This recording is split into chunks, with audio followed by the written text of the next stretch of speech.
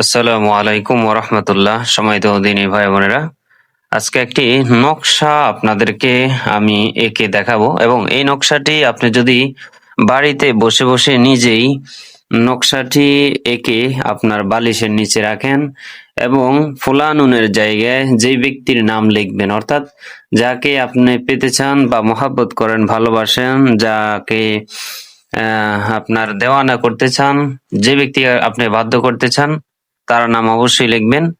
যদি আপনি বিশ্বাস করেন, বিশ্বাসে মুক্তি একটা কথা আছে, তো যদি আপনি বিশ্বাস করেন আন্তরিকতার সাথে যদি এবং এই কাজটি করেন, ইনশাআল্লাহ এই নকশাটি আপনি এঁকে ওই ব্যক্তির নাম লিখে আপনার বালিশের নিচে রেখে দিবেন। ইনশাআল্লাহ কয়েকদিনের ভিতরে দেখবেন সে ব্যক্তি আপনার সাথে যোগাযোগ করবে এবং আপনার কাছে আসতে সে বাধ্য হবে এবং পাগলের মতন আপনাকে ভালোবাসবে ইনশাআল্লাহ।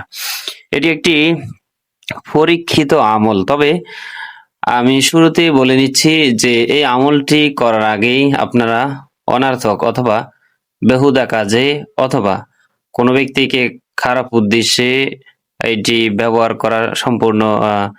করা যাবে না এবং নিষেধ রয়েছে। তাই যারা অনেকে রয়েছে না যে এরকম, আমি একজনকে ভালোবাসি বা মহব্বত করি অথবা আমি আমার প্রিয় করতে চাই, কিন্তু সবাই রাজি আছে, সে রাজি নয়, এরকম হলে হবে, অর্থাৎ জায়েজ পন্থায় আপনি এটিকে ব্যবহার করতে পারেন, কোনো সমস্যা নেই। তো এই সর্বপ্রথম আপনি এই একটি ঘর আঁকবেন। আমি এঁকে দেখাচ্ছি আপনাকে। আমি অবশ্যই স্কেল ছাড়া আঁকতেছি, আপনি নিঃসন্দেহ স্কেল নিয়ে নেবেন, ঠিক আছে? এবং স্কেল নিয়ে এই কাজটি করবেন। হ্যাঁ, এইভাবে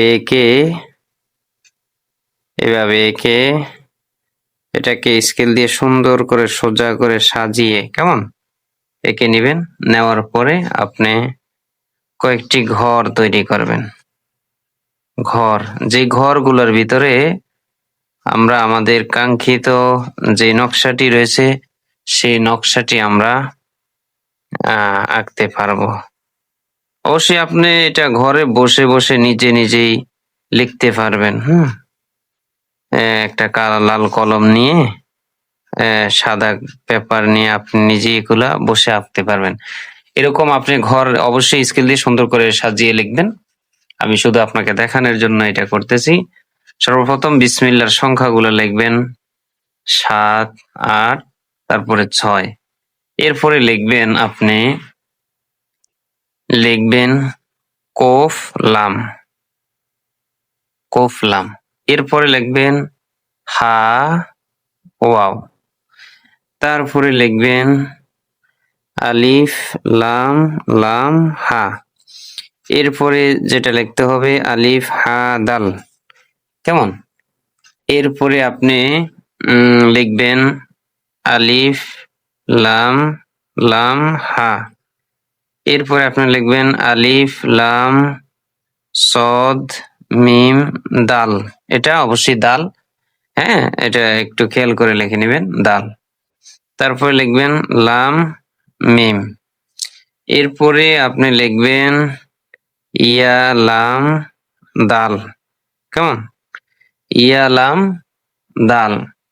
এরপরে লিখবেন ওয়াও লাম মিম, তারপর ইয়া ওয়াও, তারপর লাম দাল, এরপরে হলো ওয়াও লাম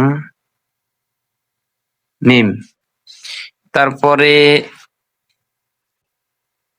ইয়া কাফ নুন।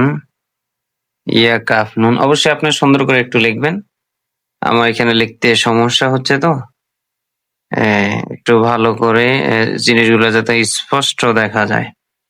এটি লেখার আগে অবশ্যই আপনাকে পবিত্রতা অর্জন করতে হবে এবং এই 2 রাকাত অবশ্যই নফল নামাজ পড়ে নেবেন এবং নফল নামাজ পড়ার পরে দুরূদ শরীফ পড়ে নেবেন 11 বার। এরপরে পড়বেন ওয়া ইলাহুকুম ইলাহু ওয়াহিদ লা ইলাহা ইল্লা হুয়া রহমানুর রহিম, ওয়া ইলাহুকুম ইলাহু ওয়াহিদ লা ইলাহা ইল্লা হুয়া রহমানুর রহিম। এটি অবশ্যই আপনি পড়ে নেবেন।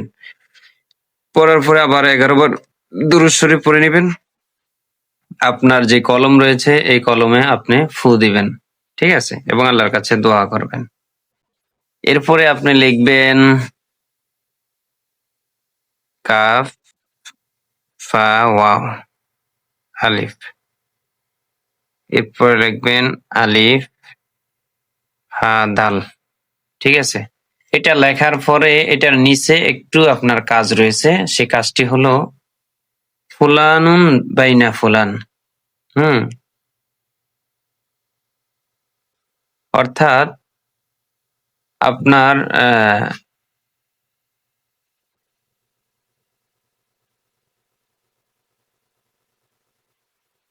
ফুলানুন বাইনা ফুলান, এই যে আমি লিখে দিচ্ছি, এই জায়গায় আপনার নামগুলা লিখবেন, ফুলানুন বাইনা ফুলান,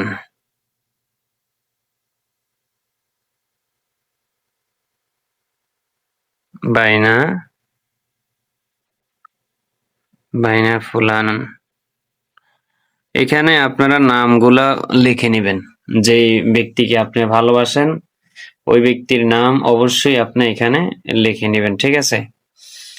তো আমি আবারও বলে দিচ্ছি, অজু করে সুন্দর করে আপনারা 2 রাকাত নফল নামাজ পড়বেন। নামাজ পড়ে এটি অবশ্যই 11 বার দুরূদ শরীফ পড়বেন। দুরূদ শরীফ পড়ার পরে আপনি অবশ্যই 11 বার পড়ে নেবেন ওয়া ইলাহুকুম ইলাহু ওয়াহিদ লা ইলাহা ইল্লাহু রহমানুর রহিম, ওয়া ইলাহুকুম ইলাহু ওয়াহিদ লা ইলাহা ইল্লাহু রহমানুর রহিম।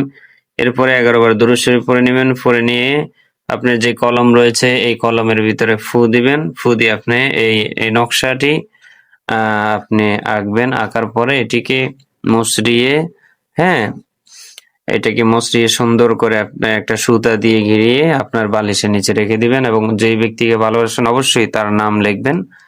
অবশ্যই আপনি তার নাম লিখবেন। তার নাম লিখে রেখে দিলে ইনশাআল্লাহ দেখবেন, আপনি যদি বিশ্বাস করেন, দিলে প্রাণে যদি এটা বিশ্বাস করেন, অবশ্যই ওই ব্যক্তি কিছুদিনের ভিতরে আপনার কাছে ছুটে আসবে ইনশাআল্লাহ।